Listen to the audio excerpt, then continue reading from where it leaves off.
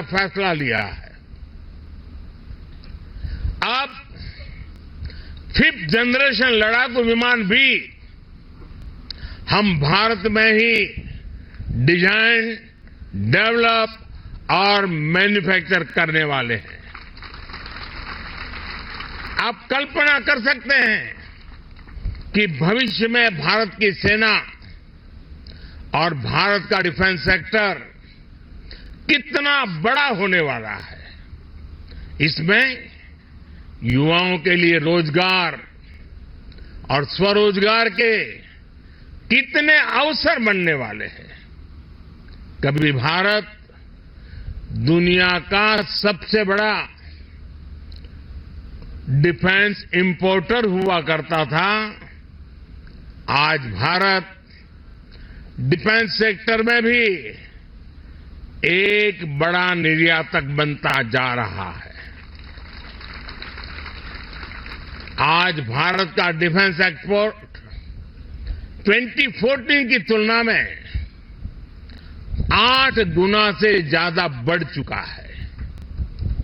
साथियों, आजादी के बाद से एक दुर्भाग्य ये रहा कि जिन्होंने दशकों पर देश पर शासन किया, वो देश की सुरक्षा को लेकर गंभीर नहीं रहे। हालत ये थी कि आजादी के बाद देश का पहला बड़ा घोटाला सेना में खरीद के दौरान ही हुआ। उन्होंने जानबूझकर भारत को रक्षा जरूरतों के लिए विदेशों पर निर्भर रखा। आप जरा 2014 से पहले की स्थिति याद कीजिए। तब क्या चर्चा होती थी? तब रक्षा सौदों में घोटालों की चर्चा होती थी। दशकों तक लटके रहे रक्षा सौदों की चर्चा होती थी। सेना के पास इतने दिनों का गोला बारूद बचा है, ऐसी चिंताएं सामने आती थी। उन्होंने हमारी ऑर्डिनेंस फैक्ट्रियों को बर्बाद कर दिया था। हमने इन्हीं ऑर्डिनेंस फैक्ट्रियों को जीवनदान दिया, उन्हें 7 बड़ी कंपनियों में बदला। उन्होंने एचएएल को बर्बादी के कगार पर पहुंचा दिया था। हमने एचएएल को रिकॉर्ड प्रॉफिट लाने वाली कंपनी में बदल दिया। उन्होंने करगिल युद्ध के बाद भी सीडीएस जैसे पद के गठन की इच्छा शक्ति नहीं दिखाई।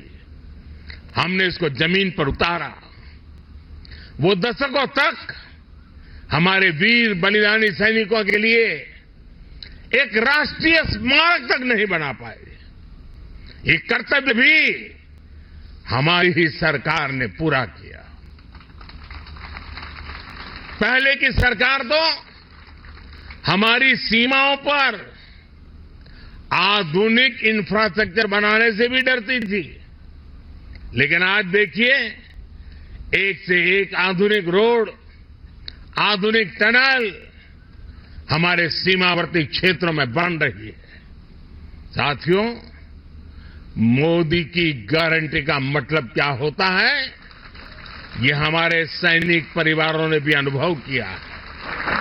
आप याद कीजिए, 4 दशकों तक OROP, one rank one pension को लेकर कैसे सैनिक परिवारों से झूठ बोला गया। लेकिन मोदी ने ओआरओपी लागू करने की गारंटी दी थी और उस गारंटी को बड़े शान के साथ पूरा भी कर दिया।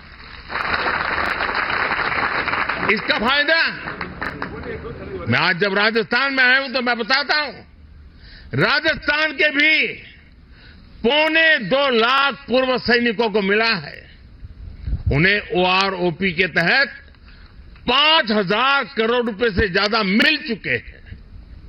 साथियों, सेना की ताकत भी तभी बढ़ती है जब देश की आर्थिक ताकत बढ़ती है, बीते 10 वर्षों के अथक और ईमानदार प्रयासों से हम दुनिया की 5वीं बड़ी आर्थिक ताकत बने, तो हमारा सैन्य सामर्थ्य भी बढ़ा है। आने वाले वर्षों में जब हम दुनिया की 3री बड़ी आर्थिक ताकत बनेंगे, तो भारत का सैन्य सामर्थ्य भी नई बुलंदी पर होगा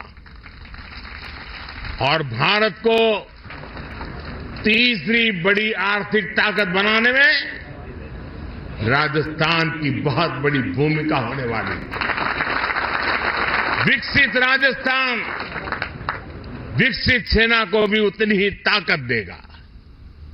इस विश्वास के साथ भारत शक्ति के सफल आयोजन की फिर से एक बार मैं आप सबको और तीनों सेनाओं के द्वारा संयुक्त प्रयास को हृदय की गहराई से बहुत बहुत बधाई देता हूं। मेरे साथ बोलिए, भारत माता की, भारत माता की, भारत माता की। बहुत बहुत धन्यवाद।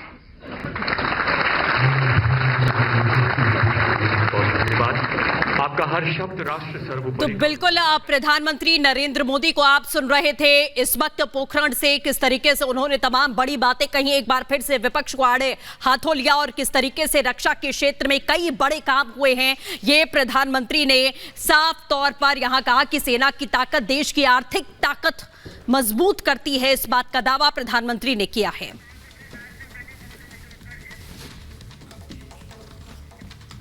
और अब बात हरियाणा की सियासत से जुड़ी हुई है। आपको बता दें, नायब सिंह सैनी ने राज्य भवन पहुंचकर राज्यपाल से मुलाकात की है। माना जा रहा है कि आज शाम वो शपथ भी ले सकते हैं। ये इस वक्त की बड़ी खबर सामने आ रही है।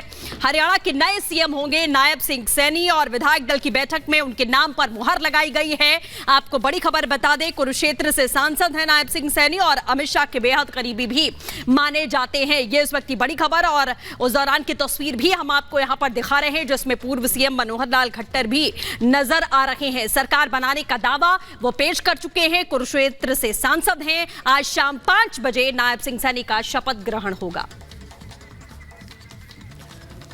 और हमारे साथ हमारी सहयोगी सुजाता सीधे जुड़ रही है। सुजाता, नाम पहले से ही नायब सिंह सैनी का चल रहा था और अब उन्हें दारोमदार दिया गया है। महत्वपूर्ण ये हो जाता है कि चुनावों से पहले ये जिम्मेदारी उन्हें निभानी है।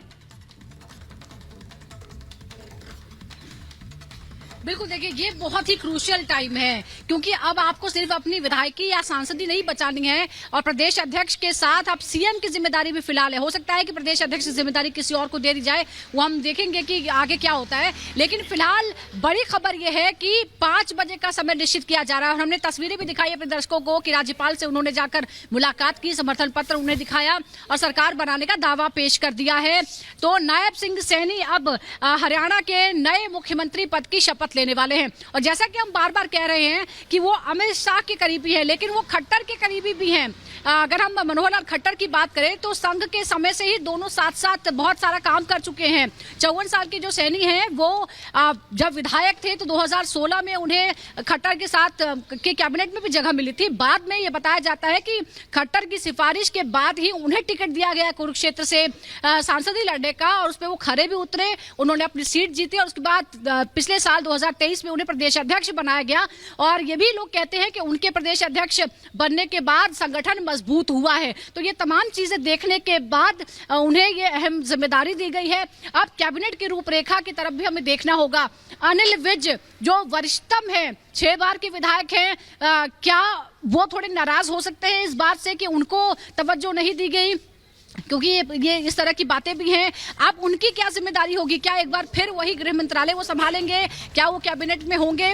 क्या जो तालमेल है वो बिठाया जा सकेगा? क्योंकि उनके अपेक्षा थोड़े जूनियर लेकिन बीजेपी के अंदर जो है इस तरीके की चीजें अमूमन देखने को नहीं मिलती है। सुजाता, जिस तरीके की नाराजगी का जिक्र जो है वो किया जा रहा है, लेकिन बड़ी बात यह है कि एक बड़ी जिम्मेदारी जो है वो नायब सैनी कंधों पर चुनाव से पहले यहां पर है।